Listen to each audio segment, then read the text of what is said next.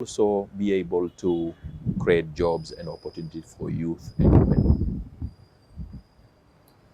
What are the most common challenges and opportunities of agriculture across Africa? So the most challenging aspect of on agri and food system on Africa, I may go through a long list. First, number one is our agriculture is rain-fed. And unfortunately, when we talk about rain-fed, it's just like few months. In some area, the continent 3 months or even less, and not mechanized. So irrigation outside the rainy season is a problem. So in terms of numbers in Africa, irrigation potential is huge, but 6% is irrigated as opposed to Southeast Asia where you have 56%. So that reduces productivity because you just produce 3 months instead of producing like something like 12 months. So second, we have also an issue related to information, data, and digitalization. So when you want to make decision, when you want to also improve your production, you need information. So that is missing. And nowadays we are in the era in digitalization. Unfortunately, we don't have those information, and it is connected to number three, which is finance and risk. So when we don't have information, we don't know who you are. Obviously, financial institutions, including microfinance, banks, insurance, they are a bit reluctant to give you investment and to give you loans or any type of investment you may require. So it's key that the both connected, so at least we can reduce also the risk related to our smallholder farming, but also the entire food system from production, processing to the market. Number three is related to capacity. So agriculture has been always traditional, and it should be seen as a business, an opportunity.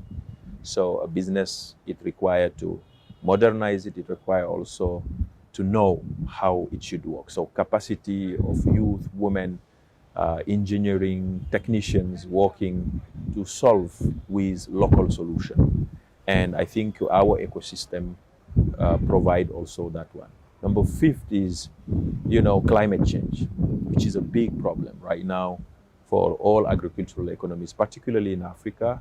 So you can see from the Sahel, the Horn of Africa, and all those areas, we have a lot of issues related to rainfall, variability, temperature, and then you have also drought, but also floods. So, and this is also one of those big problem we need to deal with. And then the rest is now related to context. So context of risk capacity, operational, political. When you want to invest and you have all those type of risk and it's not de-risk, then unfortunately you cannot really invest at scale to those one. So those are the big issues that we have, and obviously you can add also innovation, but innovation adapted to our context. Aside the challenges, we have massive opportunities. Continent which has almost 60% of the arable rain around the world. So we have also various ecosystems. For the case of Tanzania today, you have like from the north to the south to the west, central, you have different ecosystem. And if you talk about agriculture and ecosystem, it means you can grow many things. And if you can grow many things, you can feed your people, but also export, make business, and add value to those productions. So those are number one opportunity. Number two, our population, extremely young. In some countries, those who have less than 25 years are almost like between 50 to 60%.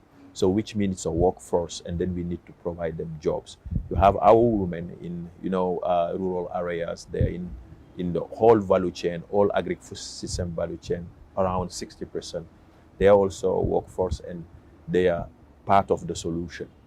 We do have also a market. So Africa today, 1.4 billion, soon to 2 billion people.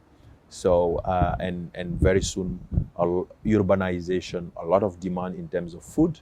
So, and today we are importing more than $75 billion in terms of food, which means there is a capacity gap in terms of production and also in terms of supply to the market, which can be done by our economies, agricultural economies. So it's a huge, huge one, and it's a continent on the construction.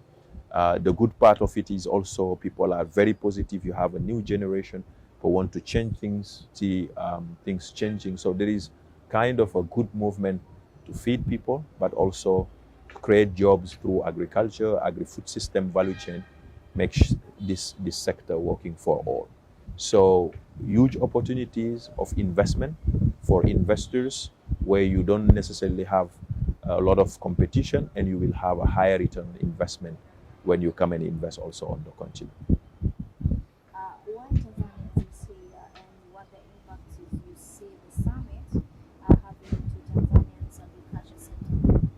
So Tanzania as a country has been always a lead on the agricultural sector since independence up to now. You can see it from the evolution of the agricultural sector in Tanzania, but also the modernization and also the the mechanization, industrialization of the sector. So two is Tanzania currently is the food basket of the region. So the country is self-sufficient in a certain number of commodities, more than 116% in terms of production. And if you take just the example of rice, the country supplies to many countries, in this region, which is a substitute to the importation. And within the Africa free trade market, so Tanzania can supply all countries around the region, the SADC and COMESA, and also beyond in other regions, instead of importing huge volume of commodities from Asia or other part of the world. So the country has land, the country has also a lot of ecosystems, so various commodity from tree crops to staple crops. You have also like the coastal for fishery, but also the opportunity to produce a lot of meat and milk. So in a way, you have here a country that can feed a lot of countries in the region, and still a lot of opportunities and untapped opportunities, in terms of land, but also in terms of possibilities. So the country is open to business. You can see it from the growth data and evolution, the sector, but also the investment in the agricultural sector in general, food system, which is huge. So the country has also the political leadership right now. It is pushing to reposition as a lead in the region for the agricultural and food system transformation. So I think all those aspects put together, with that leadership, Tanzania bid to organize this meeting and this big annual summit, and to showcase, the Africa solution to food system transformation. So the country is leading on food system pathway, and I think all those elements has been put on the table to, select Tanzania as the venue for the Africa Food System Forum 2023. Okay, what are the main goals of 2023 Africa Food System Summit? So the main goals for the Africa Food System Forum Summit are as follows. Number one is the Africa agenda on food system and agri sector, and also the policies and political direction which Africa should take when we talk about food system. So two is we would like also from an African perspective to assess progress in terms of a food system pathway. All countries 2 years ago have been engaged on the food system transformation. Tanzania is one of those lead. It will be the year to come and discuss progress and also get well prepared when we are moving ahead on the agenda of 2030, but also the Paris Climate Agreement ahead the COP28 in Dubai.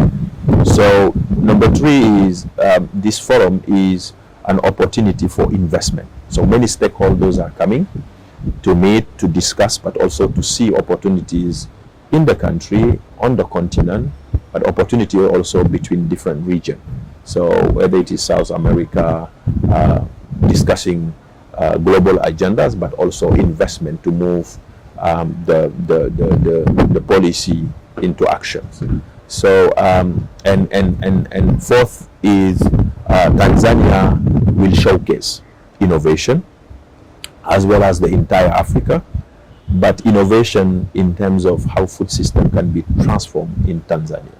And we will be also discussing the BBT, which is one of a big flagship program from a bankability and also implementation way. So we were all working with other partners to make sure that at this forum, so action and implementation of the BBT is real, with massive investment coming from the different partners. And lastly, it is a networking. It's a networking. We exchange ideas. It will be connections, South-South triangular cooperation, but also it's the opportunity for, particularly for youth and women, those who are involved on agri-food system value chain, from production to processing to market to trade, to come, if you have an MSME, to be able to discuss with investors, get your investment, support it, matchmaking, and follow up through our deal rooms. So this is the main objective of this forum, and also the whole political visibility and positioning of Tanzania as one of the lead in the region. Okay, can you elaborate on how the theme recovery, generate African solution to food system transformation will shape the discussions and action to the summit? Yeah, so the theme of this year is recover, regenerate, and act. So as you know, Africa has been also impacted by the global crisis, particularly COVID. So we are coming out of it, and then other crises, you know, the Ukrainian and the Russia crisis, so which impact the agricultural sector, the food system in general in Africa. So those who are trading, getting fertilizer, but also grain from those countries are currently badly affected. The industry of fertilizer now need to be rethink. So and within this context, you have also climate crisis and also economic downturn. So when the African economies, ag economies, food system have shown resilience to shocks. So within the past years, so economies were able to bounce back, and that's why we are now looking at it from, you bounce back, but you need to think your system, political, policy, operation, investment. So all of this will be one of the debates around the recovery. So regenerate is more linked to our solution. So the theme is Africa solution to food system for this year, particularly focusing on youth and women, which is one of the main topic for all African leaders, but particularly here in Tanzania and Her Excellency Mama Samia. So that is key for the country, and it is important for all ministries to work together to bring solution. So at least we scale up, leapfrog, not necessarily trying to start from where solutions are, but how can we speed up with all solutions that exist and regenerate all system. But that can be only done without getting financing. So that's the act. The act is more implementation, to get budget, to get investment require and make things work. So that's why the whole theme is extremely coherent, and the entire discussion on food system will be around that, but with a focus on youth and women. Make sure that youth and women opportunities are sized by them, and this forum is not only a global forum just to meet and talk, but after the forum you have also actionable plan, as well as also a certain number of investment deals and programs that are born as legacy from this annual summit. How does the summit plan to facilitate large scale and action by stakeholders across multiple sectors?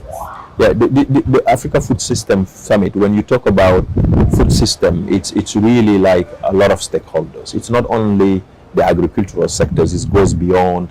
You have Ministry of Trade, Ministry of Energy, Ministry of Investment, Health, Gender, etc. So it's the entire process from the moment you produce the food that will come to your table, but also all the actors along the way when the food is coming there, and whenever you need one of them and at what time they have to be useful to the healthy food.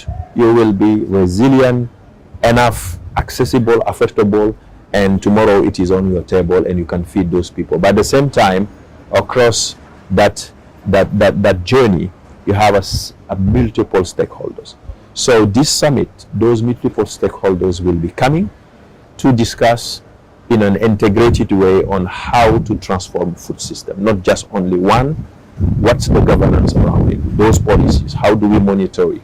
And how do we really report on results and make our food system transform as quick as possible to be able to feed our population, but also to bring in stability, particularly where food has been also the source of conflict and instability. You talk about the women and youth. So what do you see the youth and women playing in the transformation of African food system? Mm-hmm. So in any society, particularly in Africa, when you look at and you look at the numbers, earlier I was saying, youth 25 year and under, you have in many countries now it's more than 60% of the population. It's huge. So the woman has been the backbone of all economies. So when you reduce the gender gap, you have so many studies, then you can increase production and productivity along the food system. Women are all in the ag sector in Africa, but also in the transformation food system value chain. So every segment you have women there. In some segment they are almost like between 70 and 80%. So if you want to change things, so these are the population you should, the demographic. Second, if resources, access to resources and access to knowledge, access to capacity, access to decision making, when youth and women are integrated, you are 100% sure that you will have change. So these things element currently is not happening everywhere, because you have again that gap in many society linked to context, linked to custom, culture, and a certain number of norms that need to be also discussed, and we advance this agenda, because at the end of the day it's gonna help to accelerate food system transformation, food and nutrition security, but also create wealth job for youth and women, and also create stable and prosperous societies in Africa.